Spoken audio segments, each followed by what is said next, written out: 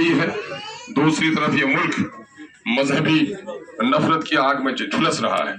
इस वक्त हमारी और आपकी ये जिम्मेदारी है कि हम उठें और हम बड़े दावे के साथ कहते हैं कि बैरिस्टर असदुद्दीन ओवैसी अगर चाहते लहरों में अगर बह लेते तो महलों में हम भी रह लेते। बिहार की हुकूमतों ने भी साजिश की कि हमें वजारत की कलमदान दिए जाए, लेकिन हम समझते हैं इस मुल्क में वजारत की कलमदान से ज्यादा जरूरत इस बात की है कि मजलूम की आवाज बुलंद की जाए। इस वक्त हम लोगों ने मजलूम की आवाज बुलंद करने की ठानी है।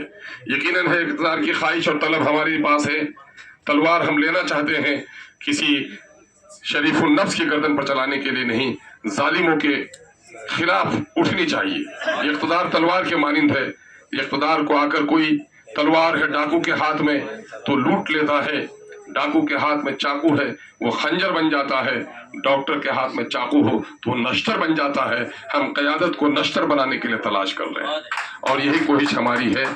हम आप लोगों से गुजारिश करते हैं इस वक्त दिल्ली के मकीनों से और दिल्ली के सहाफ़ियों से कि इस वक्त बिहार के मजदूरों की बड़ी आबादी इस वक्त दिल्ली शहर में रहती है और हर रोज उनके मसाइल आते हैं। कभी फैक्ट्री वाले उनकी मजदूरी मार लेते, कभी वो गगन चूमती इमारतों से गिरते तो उनकी हड्डियां और पसलियां चूर चूर हो जाती, हॉस्पिटल में कोई दवा देने वाला नहीं होता, और भी दीगर मसाइल हैं। हम आपसे बिहार का एक बासिंदा होने की हैसियत से, इस मजलूम आबादी के तर्जुमान होने की हैसियत से मैं अपनी दिल्ली के पार्टी के साथियों से, प्रेस मीडिया के साथियों से भी फरियाद करूंगा कि आप उन बेसहारा मजदूरों की पर जब भी जुल्म हो, ज्यादती हो, उनके मसाइल हो तो उनकी आवाज को जरूर बुलंद कीजिए। हम उम्मीद करते हैं कि जिस मोहब्बत और खलूस के साथ अभी हमारा आपने इस्तकबाल किया है, इसी तवानाई और तुंदही के साथ आप पार्टी के झंडे को लेकर आगे बढ़ेंगे।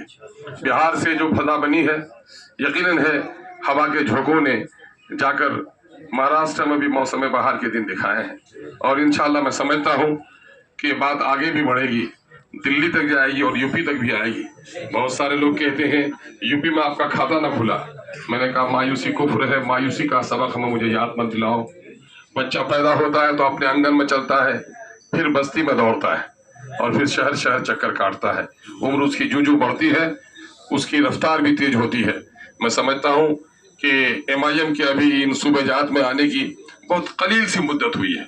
8-10 सालों के दरमियान में पार्टी ने पूरे मुल्क में जिस तरह से अपने कदम जमाए हैं और लोगों के दिलों में जगह बनाई है, अददी एतबार से हमको वोट न मिल सके हो, लेकिन फिक्री एतबार से हिंदुस्तान की सियासत को बैरिस्टर असदुद्दीन ओवैसी की दयानतदाराना आवाज ने जितना मुतासिर किया है, यकीनन एक नेक फाल है कि आने वाले दिन MIM के होंगे।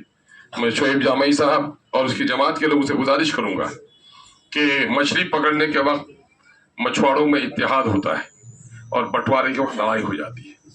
इस वक्त पार्टी अभी उठ रही है, दिल्ली की जमात में जो नाइत्तेफाकी की खबरें लोग फैला रहे हैं, खुदा न करे ऐसा हो। जो लोग बिखर गए हैं उनको समेटने का काम कीजिए, जो लोग समेटे हुए हैं उनको समेट कर आगे बढ़ाने का काम कीजिए।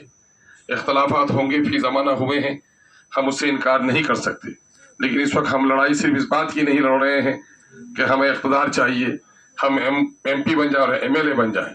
हमारी असल लड़ाई ये है कि गरीबों को, दलितों को, मजलूमों को इंसाफ मिल जाए। वो इंसाफ की लड़ाई हम लड़ रहे हैं।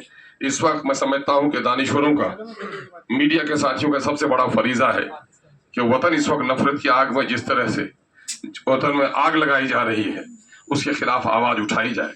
लेकिन माता परस्ती ने लोगों को हक परस्ती से बहुत दूर कर दिया है। कल तक मीडिया के लोग होते थे, जालिम हुक्मरां के खिलाफ आवाज उठाते थे, लेकिन अफसोस कि आज मीडिया के लोग भी कहीं ना कहीं उनके हथेली पर अगर चांदी के सिक्के उछलाएं तो उसकी जबान बदल जाती है। इसलिए साथियों से भी मैं कहूँगा कि साहब आप अपनी जिम्मेदारियों को अदा कीजिए। हम उम्मीद करते हैं कि MIM का कारवां आगे बढ़ेगा और इस आगे बढ़ाने में आप बहुत मददगार साबित होंगे। बहुत बहुत शुक्रिया। सलाम व आदाब। साथियों, और मजीद गुफ्तगू से पहले एक ज्वाइनिंग है यहाँ दिल्ली में हमारे ओखला